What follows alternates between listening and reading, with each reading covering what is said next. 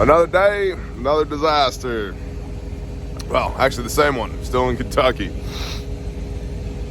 Machine's fine, operator's fine, truck's fine. Cold today, below freezing, 20 something degrees, wind blowing, all that. Headed to Dawson to drop goods off and move debris.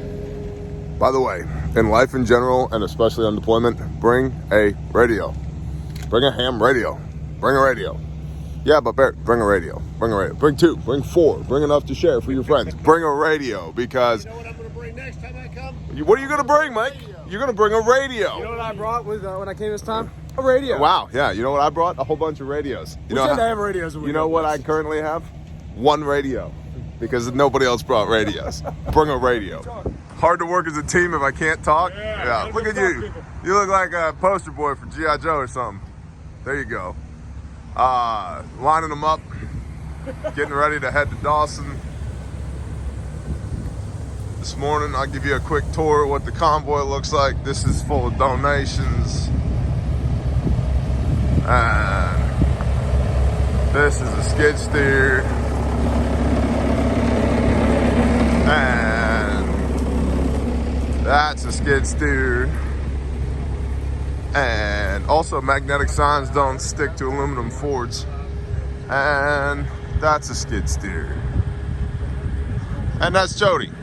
Hi, Jody. She's throwing stuff on the ground. She has zero disregard for Mother Earth. Zero disregard for Mother Earth. 6 vehicles, 16 packages headed to Dawson.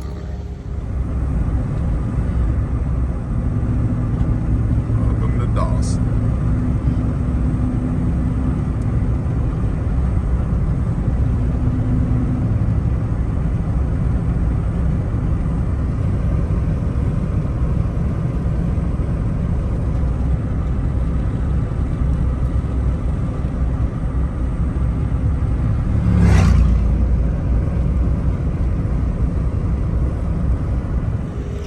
We are on site to move debris from here up to there where the flashy lights are, so that the county will come pick it up, because the county rules are currently dumb.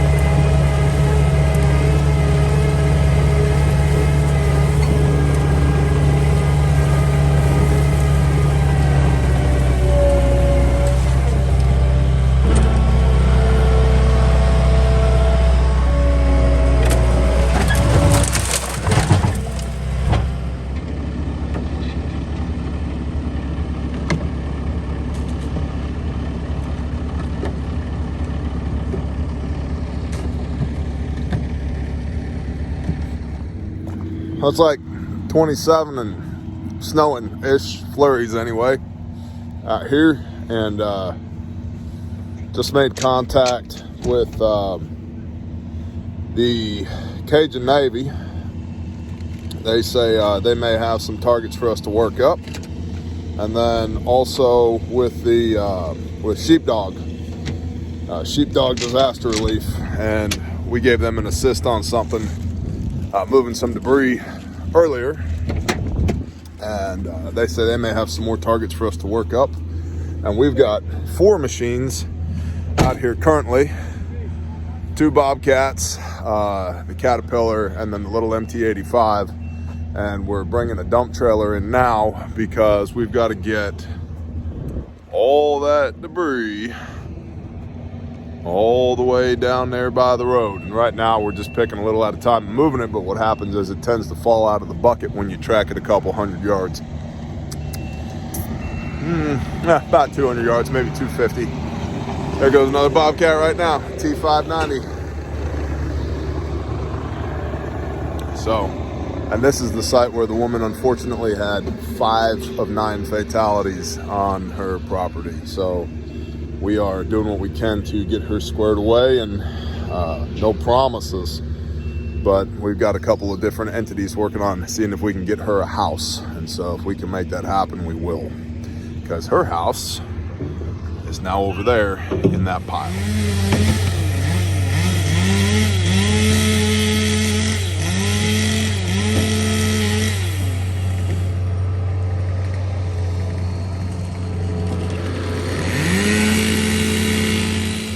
Don't worry, the ground's relatively level today. Should be 0 skid steer flippage. The debris just keeps going. We've had 4 machines on it all day, and that pile is still enormous. And now we're clearing this fence line of trees over here as well. Although this area is very well cleaned up, which is great. And it's getting to be that time in the late afternoon where it's time to pack up our toys and head back before dark. So, trying to herd all these cats, get everybody in line, get them pointed back towards the fob. So we're stuck in the mud, but Nick on the machine is going to give us a pull, and we are in 4-wheel and towing my skid steer. So let's see how this goes. And I'm happy to say, before anybody gives me crap, I'm not the only one that's been stuck in the mud today. There's been a lot of that going around. There he goes. Get that chain taut. There we go. Fabulous. I think it's worth pointing out that we've had Fords, Chevys, GMCs, and Dodges stuck in the mud today, just for everybody who wants to say all the things. Well, my Dodge could have done it. And not today, honey. Not today. Not today.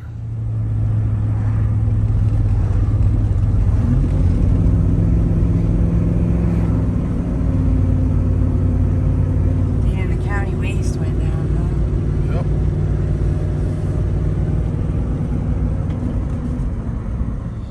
Well, we're back at site. It's dark, and we're going to go ahead and call it a day. Thank you for supporting Grindstone Ministries. I greatly appreciate y'all. We received some intel today about FEMA and their involvement in the small cities and towns around here, which thus far have been permissive environments for us. We were able to work with the local emergency management and the local, the mayor, the sheriff, the powers that be. It's looking like that might go away. So I'll keep you posted on that, but that was, not enjoyable. But in any event, thank you for supporting Grindstone Ministries. GrindstoneMinistries.com. Hey, Bear, I wanna admin at GrindstoneMinistries.com. Bless every one of you. Thank you. And honestly, this is a huge part of what Bear Independent is about. It's about you being strong where you are, through preparedness, through faith, through homesteading, through family, through tribe, through your personal relationship with your Creator, so that when somebody else needs help, because you're strong, you can go help them. And so thank you for making me strong. Thank you for supporting what we do. Thank you to every one of you who has prayed over this mission. Thank you to every one of you who has shown up and donated your time. Thank you to every one of you who has hit the Amazon wish list. Thank you to every one of you who has brought pallets of water and packages upon packages of food. Thank you to every one of you who has donated. We literally could not do this without you. And thank you to my patrons.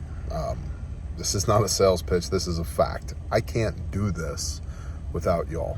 So thank you for allowing me to be able to do this. And all praise to the Most High, because he is badass and he loves his kiddos. And you cannot run far enough from him for him to stop loving you. That if you would just simply teshuva, repent, turn from your wicked ways and seek his face, he will pour out his blessings upon you and welcome you home again. And I am proof of that, because I was a mess. I was a mess, dude.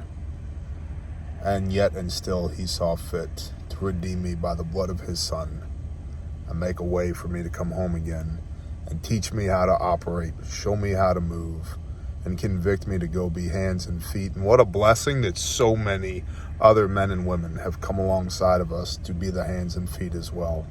And so if you think you're done and you're worthless and you got nothing, you're completely wrong. You have the creator of the universe stretching out his hand to you in love, trying to bring you home again. Seek his face. Bless y'all. Shalom.